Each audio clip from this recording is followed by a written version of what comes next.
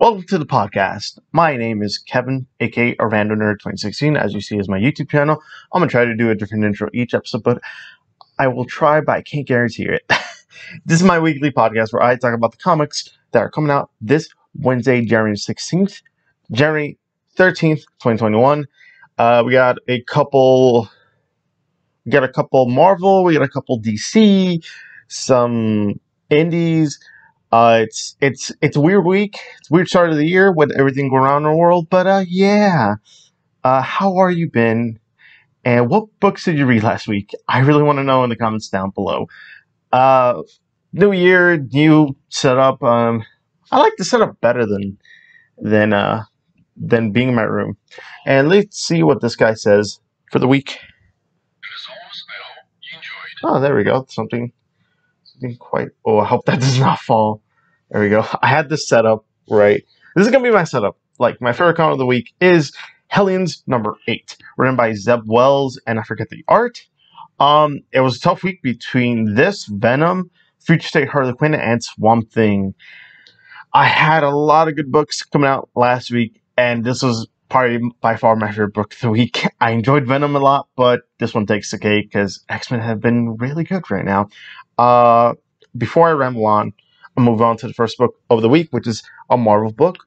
It's Amazing Spider-Man #57, written by Nick Spencer, penciler by Mark Bagley, inker by John Dell, colors by Rachel Rosenberg, and the price of the book is $3.99, and this is the description of the book. Spider-Man continues to pick up the pieces and try to put his life together, but many more of the gathering storms are swirling more and more violently. We want to tell you more, but it would spoil so much of Last Remains. Last Remains postmortem. So yeah, that's the description of the book. Last Remains.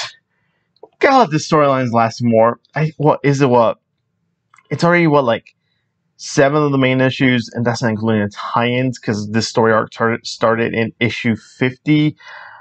I just want answers, like, badly. We know who Kindred is. It's already been spoiled, and we all kind of predicted it. I don't want to say who it is. We've had some good issues. Last issue was not the best, but it's not the weakest. It's not the best, it's not the weakest. It's more, eh. I am enjoying Spider-Man, but man, Kindred's story should be more. But is this a good jumping off point? No, issue 58, I believe, is going to be a better jumping off point, because it's going to... right now, we're still dealing with the aftermath of Kindred. We still got to know what they're going to do with Kindred, because you read the last issue, there's a reveal. But that's all mentioned in the book. We're going to move on to DC Comics, American Vampire 1976, issue #4, written by Scott Snyder, artist by Rafael Albuquerque, colors by Dave McCaig. The price of the book is $3.99, but before I go to the whole thing, it is a Black Label book, so I wouldn't recommend this to anyone. And it also continues on stories from Scott Snyder's run on American Vampire from before. I've never read American Vampire. This is my jumping on. I read issue 1 back in October 6th. I liked it. I might have to go read more about American Vampire, but we'll see. I might read it, might not, but it helps with context. So this is I believe, a 6-issue miniseries. So yeah, we're gonna go to the description of the book, which is keys, clues, and coordinates in hand. Oh, price is $3.99. Back to the description. Key, clues, and coordinates in hand. The rogue branches of the VMS reunite for a final mission that could unlock the secrets to taking out the beast. On their journey to find answers about a pact between America's founding fathers and an ancient council of monsters, the whole team, Skinner, Pearl, Book, Felicia, Travis, and Cal, realize they'll need to confront their own complicated personal past before they have a hope of correcting world history. Back at the White House, the Grey Trader's secret associate, Bixby, wrestles with his allegiance to evil and makes a final decision about the president's fate. The cover's cool. Yeah, I need more context for the book. It is an interesting book. Vampire. There's a guy, I forget the main character's name. Basically, he's not a vampire anymore, so he's like a regular human, and he's either trying to kill himself or move on. I like I said, this is a Black Label book, so it is much darker. It's not as dark as other stuff, but it is dealing with different tones and different everything. It's not a good jumping on point. If you've never read a Maker Vampire, it's not a good jumping on point either. But it is a fun book, and Scott Snyder is writing it, so I will pick up almost anything he writes. But we are going to move on to an indie book by Image Comics, Commanders in Crisis #4, written by Steve Orlando, art by David Tinto. The price of the book is $3.99, and this is the description of the book. End of story arc. As a Crisis Command faces off with the Empathy's assassin, the deep conspiracy behind the murders steps out of the shadows. It won't be enough to avenge Empathy's death. To save the world, the Crisis Command will have tea? Okay. I mean, yeah. So, I believe this is 6 issues, and we are in issue 4, so things are picking up for our heroes. Basically, think of multiverses but being put in one Earth, and we got heroes that have specific powers for specific things. And Steve Orlando creates this cool world where they set up this world like Justice League, and it's very much like DC, but these characters are different, they're human, they're in relationships, they talk about their Earths and how they reacted in them. It's a cool book. I suggest pick up issue 1 to see if you're interested in. If not, pick up the trade after issue 6. So, yeah, that's your indie book for now. We're going to move on to the next book, which is DC Comics. We're heading to Future State. Future State, Dark Detective #1. Written by Matthew Rosenberg, Mariko Tamaki, art by Carmen Di Giandomenico and Dan Mora. The price of the book is $5.99, and this is the description of the book. Dark Detective, Chapter 1, Grifters, Part 1. The world thought Bruce Wayne was dead. They were dead wrong. When the sinister paramilitary organization known as Magistrate seized control of Gotham City, the original Batman went big to put them down. But even the Dark Knight couldn't predict how far this evil force would go to stop him. Now Bruce Wayne is on the run from the Eisner Award-winning writer Mariko Tamaki and rising star artist Dan Mora. It's the story of a Batman pushed to the brink with nothing left to lose. Also in this issue, Grifter is back. Cole Cash is having a bad day, and that's not going to improve when the detectives of the GCPD show up. Will a chance meeting with Luke Fox change his luck, or is his day about to get a whole lot worse? Now, Dark Detectives, this is Mariko Tamaki's pitch because she's taken over Detective Comics. So far, we're dealing with the second wave of Future State. I read all of the first wave of Future State. I didn't like 2 books of the Future State. Now, it has a good premise. Our detectives, I'm down. I am so down for Future State. I believe this is the 2 issues. Yeah, it's only going to be 2 issues. This is where Mariko Tamaki hopefully shows her strengths to writing Batman. She did write something good in the Joker Warzone, Batman Joker Warzone one-shot, I believe, or in Detective. I forget which. But I'm going to give this a chance, and you should too. It is new writers, new artists, and new storylines. Remember, this is a future set 5 years in the future. Well, thankfully, if you read Dark Knight's Death Metal, it's a different thing. But yes, it's set in 5 years in the future, not in the main DC universe, but a different Earth. And things are very bad. This is the possible future of the DC universe. It's a possible future, but things will be hinted at in future books.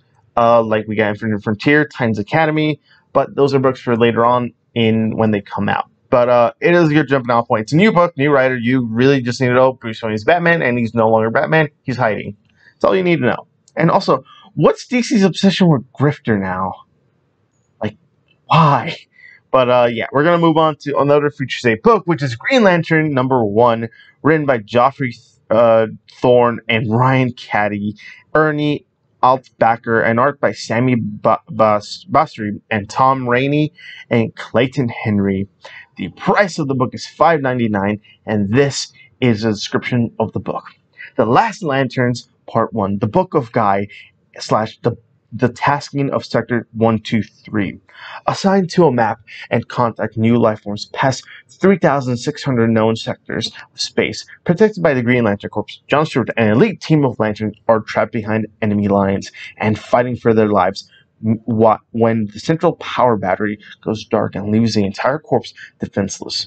Meanwhile, across the cosmos, Green Lantern Jessica Cruz finds herself powerless and forced to battle the invading Yellow Lanterns of the Sinestro Corps. And Guy Gardner, trapped on a distant world, decides to reopen Warriors Bar. I believe Geoffrey Thorne is taking over the Green Lantern book after Future State, so that's cool. We're going to see his pitch for Green Lanterns. And to be honest, I'm excited for Green Lanterns. I like Grant Morrison's Green Lantern, but God, I just want a simple Green Lantern book. And hopefully Geoffrey Thorne can give me that, because, man, Grant Morrison's writing, Jesus help me. It's too big cosmic-y for my liking.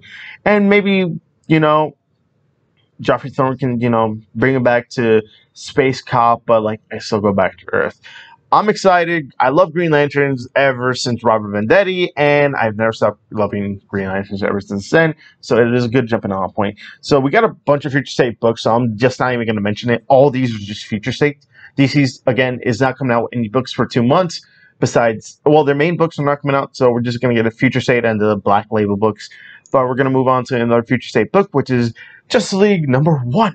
Written by Joshua Williamson, Ram V, and art by Marco Takari, and penciled by Robson Rocha, anchored by Daniel Henriquez. The price of the book is $5.99, and this is the description of the book.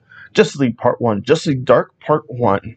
Witness the start of a new era for the Justice League, starting Jonathan Kent as Superman, Yara Flor as Wonder Woman, Joel Moline as Green Lantern, Andy Kerr as Aquawoman, a new Flash of the multiverse, and Tim Fox as Batman. Together, they protect the future, yet apart, their identities are secret even from one another. But why? When their greatest adversaries wind up murdered in an abandoned hall of justice, all clues point to the Justice League. The new team's adventure begins here. And in a new tale of the Justice League Dark, a witch hunt across the DC universe begins as magic users are harvested and executed, and the team is on the run. Zatanna, Detective Chip, now possessed by Etrigan, must round up a new and old teammates, including John Constantine, Ragman, Madame Xanadu. Their mission? To battle the power Mad Crow King, Merlin, before his plans for magical domination destroy the fabric of reality. But where is Dr. Fate, and what led the team to disband in the first place? Discover the truth here! I'm actually so down for this pitch, because you got two of my favorite writers. Ram V, who wrote Justice League Dark, and Joshua Williamson, who wrote Flash. This is a definite pickup. We get a bunch of, things that were shown in Future State, and I'm also excited for, what's her name? Where's the Green Lantern? Jo Moline. She's from Far Sector, her book. I haven't read her Far Sector book. I wanted to, but at the time I was picking up too many new comics. And seeing her on the cover, I'm excited. We also got Tim Fox's Batman in this, so Tim Fox is Batman, so they kind of spoiler who Batman is in this. But if you read the next Future State Next Batman, that's who he is. And yeah, I'm excited. Joshua Williamson, Ramsey, I trust those guys because they know what they're doing.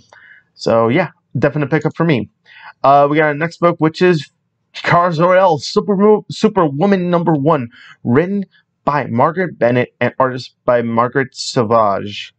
The price of the book is $3.99, and this is the description of the book. Two Graves, Part 1. Kara Zor-El, Superman's hot-tempered cousin, has finally found peace and purpose away from Earth and its heroes. Now known as Superwoman, she watches over the moon and the refugees from across the galaxy who have congregated there. But all of that is about to change when a spaceship piloted by a runaway alien crash lands and turns Kara's world upside down. Does the future come in peace, or does the arrival bring war to our hero's front door? Yeah, I'm so down. For Future State, have I read anything by Margaret Bennett? I doubt it. She's done some Bombshell work. Bombshell by DC Comics, not the other way. She's written some Batwoman, I guess. So she's done some death metal stuff. I'll still read it. I mean, I'm picking up everything from Future State, so it's just, I guess, pick it up to see how Future State Superwoman is. I have faith, hopefully. All the books seem to be good, except two I didn't like, but we'll see when I read them. I'll have a more of an opinion after that. But we're going to move on to the next book. Future State Robin Journal #1, written by Megan Fitzmartin. Penciled by Eddie Browns, inker by Edgar Ferreira, and the price of the book is $3.99. And this is the description of the book. Robin Eternal Part 1. Lazarus Inn is on its way to Gotham City. The magistrate intends to use this regenerative super drug to make himself immortal. That is unless Tim Drake has anything to say about it. Join the ultimate heist at 2,000 feet as Robin and Spoiler hijack the sky convoy that could mean the end of freedom in Gotham forever. If the emotional baggage between Tim and Stephanie doesn't do them in first, it's the Fitz-flying, skydiving, robot-smashing, fascist punching adventure that you cannot miss. From rising star Megan Fitzmartin from Supernatural and top artist Eddie Burrows from Detective Comics. I like the premise. We got Tim Drake as Robin again, and he's gonna be doing freedom fighter stuff. So I'm excited. Because Tim Drake hasn't been in much recently. Besides Young Justice and some of Detective, he hasn't appeared in Batman. He hasn't appeared in Batman since issue 100. And yeah, I'm excited. I want to see all these pitches. Here's the thing. I don't like bad comics. I don't go into these books saying this is going to be bad. This is going to be bad. I try my best to be optimistic about these books. I try. You could see in my videos, I don't like everything. I try to steer from that. It's just like I read it and then you decide if you want to pick it up. But Future State is interesting enough for me to pick it up and see where it ends. But yeah, we're going to move on to the next book. Future State Superman / Wonder Woman #1, written by Dan Waters, artist by Leila Del Duca, and the price of the book is $3.99, and this is the description of the book. The sun has set on the heroes of the past, and a new age is dawning. As the two arrogant gods challenge one another to contests of strength, Superman and Wonder Woman are forced to take action to save their cities from the chaos. Together, Jonathan Kent and Yara Flor, men of science and women of myth, have the potential to become something powerful. But that's only if they can learn to get along. Can the two fledgling heroes put their differences aside long enough to save the world they have sworn to protect? So we're getting a Superman / Wonder Woman book. We haven't had that since New 52, so that's very nice to have. And it's the new Wonder Woman and the now Superman John Kent. He's 5 years older. He's 20? 21 now? Yeah, that's interesting. John Kent, I still don't like him grown up. That is still Bendis why.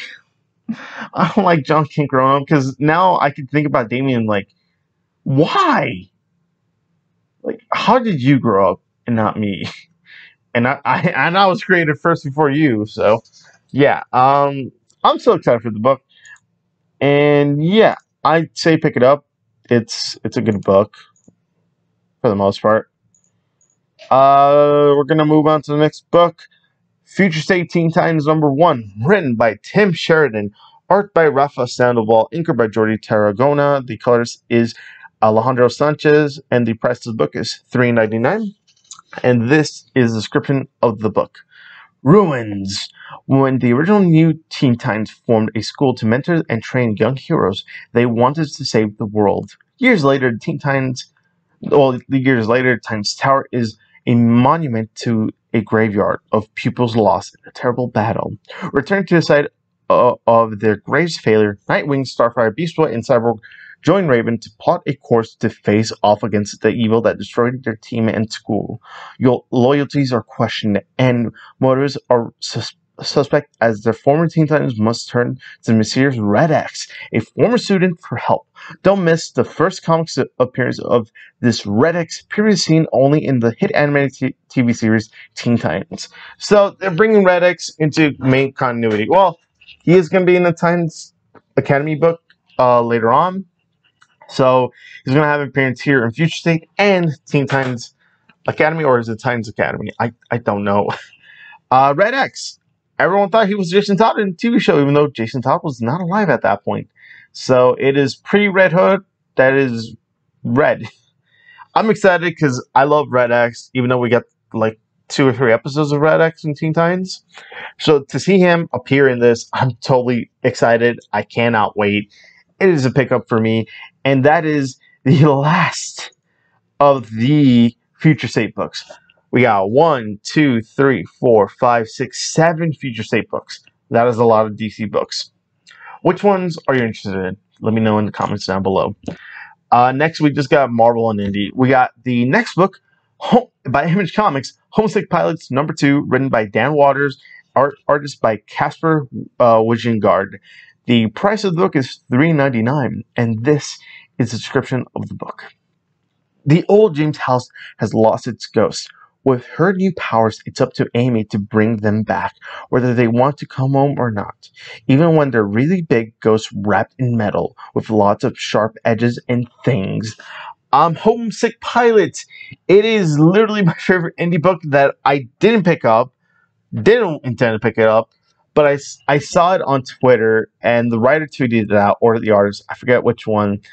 And I'm like, the art looks cool. There's some dialogue I like. I'll pick it up. I went to the comic book shop, picked it up. I'm like, this book is awesome. It's set in 1984 with a band called the Homesick Pilots. One of their band members goes to a house and stuff happens. Literally, it's a fun premise. It's a fun book. I do recommend issue 1 and 2 if you can find issue 1. I think there's still a decent amount of issue 1s. Please find them. This book is awesome. I highly recommend this book. And I'm excited for this book because the last page of the book is awesome. It's just like where this idea can go. And I'm intrigued. So, yeah, that's my book. Next up, we got Marvel Comics, Immortal Hulk #42, written by Al Ewing, art by Adam Gorham, and artist by Rachel Stott, and penciler by Joe Bennett. The inker is Rui Jose, and colors by Paul Mounts. The price of the book is $3.99, and this is the description of the book. At the year's end, costs are counted by Jackie McGee, Eugene Judd, and Samuel Stearns. All the leaders' plans have finally come together in what may be his greatest triumph. But is that enough, or will the one below all claim his due?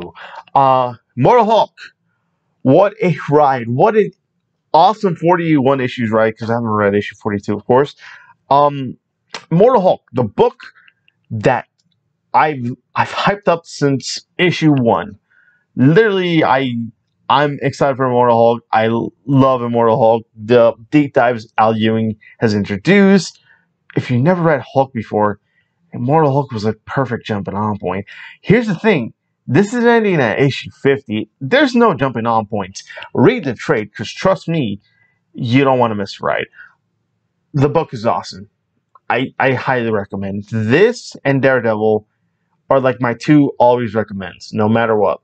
Spider-Man is always, it's Spider-Man. Everyone reads Spider-Man. But, it's Hulk and Daredevil that lead the show now, in my opinion, for Marvel.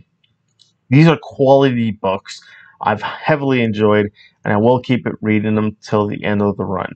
Now, I will say, whoever picks up Hulk after this is so screwed, because of the premise. Oh my god, what do you do with Hulk after this? That's a very good question. I'm very intrigued.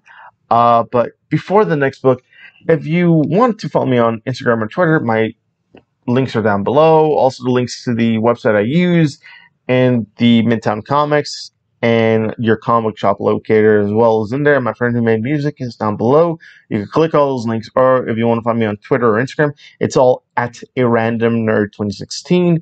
You can ask me questions about comics anytime. My DMs are open. You can message me there as well.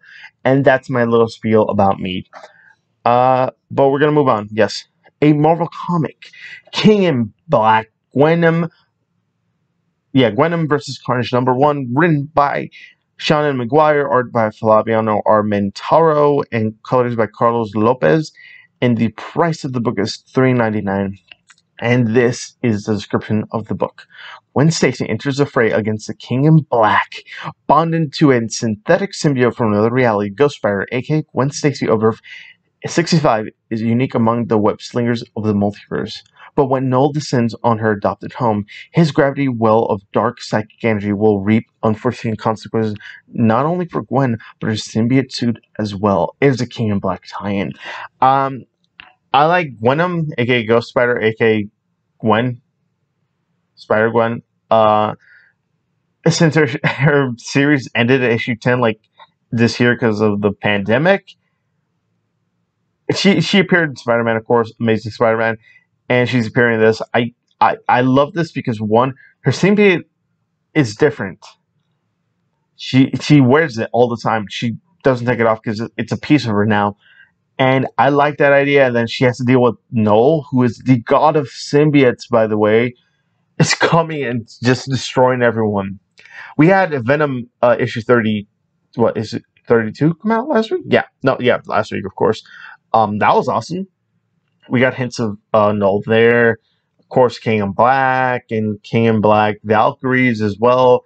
Miles Morales just had one too, like at the last page. I mean, I'm spoiling Miles Morales, but you should already be reading that book if you like Miles.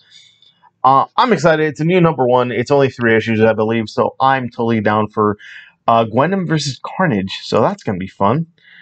We're going to move on to another Marvel book, Marauders #17, written by Gary Dugan, the head of X himself, Jonathan Hickman, art by Matteo Loli, colors by Edgar Delgado. Price of the book is $3.99, and this is a description of the book. Rematch, Storm versus Callisto. This time, it's personal. Marauders, it is a fun pirate book who deals with, like, the stuff of Krakoa and, like, the shipments, and it deals with, it just deals with shipments and mutants, trying to save them, trying to just solve, like, minor stuff. I love Marauders. I'll say this. Some of the stuff doesn't make sense, but I enjoy it because it is fun, and Gary Dugan is a pretty good writer. He wrote, Despicable Deadpool. I love that. I love that Deadpool. The Sad Clown. Oh my god, that Deadpool was cool. I just like Marauders, and ever since I deep dive into Marauders, trying to read every XMen book before Ten Swords, holy crap, totally worth it. I wish I read it sooner, but yeah. Good jumping on point, I believe. And there you go. It's a good jumping on point. We got our next book. I like this book. By Boom Studios, Mighty Morphin #3, written by Ryan Perot, art by Marco Rena, and the price of the book is $3.99. And this is the description of the book. 2 new series, 2 new teams. The Unlimited Power era continues with a shocking betrayal by a member of the Mighty Morphin team. But why? With the Mighty Morphin team in disarray, Lord Zed makes his deadliest attack yet, and no one is ready for what he's got planned. Mighty Morphin, read issue 1 because I love Power Rangers. I always wanted to jump on Power Rangers. Now we got Mighty Morphin and Power Rangers. 2 series that connect to each other very nicely. You don't need to read both of them, but I read both of them because I've always wanted to read Power Rangers, and I'm excited for Power Rangers. We got Power Rangers. If you love Power Rangers, it is such a good time because we just had the Power Rangers Terminators, Power Rangers and Teenage Mutant Ninja Turtles crossover earlier this year. That was really fun. So to see this book, I'm excited. I'm just waiting for a reboot for Ninja Turtles, and I could read Ninja Turtles. I could relive my 90s childhood. Yeah, but I recommend it. Read issue 1 through 3. And it's a good jumping on point. Well, issue 1. But yeah. We're going to move on to the next book, which is Origins #3, written by Clay McLeod Chapman and art by Jakub Rebulka. The price of the book is $3.99, and this is the description of the book. Chloe and David have discovered a lost city populated by the robot servants of long dead humanity. But now that they've encountered their first human being in over a century, will they help Chloe and David or become their enemies? Now, this book is set in the future. David is kind of like the last human, kind of like their Messiah character, and he realized it's not his first rebirth. That's all I say. I don't want to, spoil the book. It is pretty fun. The art is well suited for the book, and I originally didn't pick up this book. I'm glad I did. It's been a fun book, and I do recommend it. It's only 6 issues. It's a 6-issue miniseries, so pick up issue 1 through 3 when you're at the comic book shop this Wednesday. Next up, Marvel Comics. We got Marvel Comics. Sword #2, written by Hal Ewing, the head of X himself, Jonathan Hickman, artist Valerio Schiti, and colorist Marte Gracia, and designer is Tom Mueller, and the price of the book is $3.99, and this is the description of the book. What is Protocol V? The Sword Station is thrown in at the deep end of a planetary crisis as Krakoa battles the King in Black, while a cross-division team take on latex dragons from outer space. Abigail Brand prepares a deniable operation all her own. What is Protocol 5? And can the Earth survive it? A King in Black tie-in.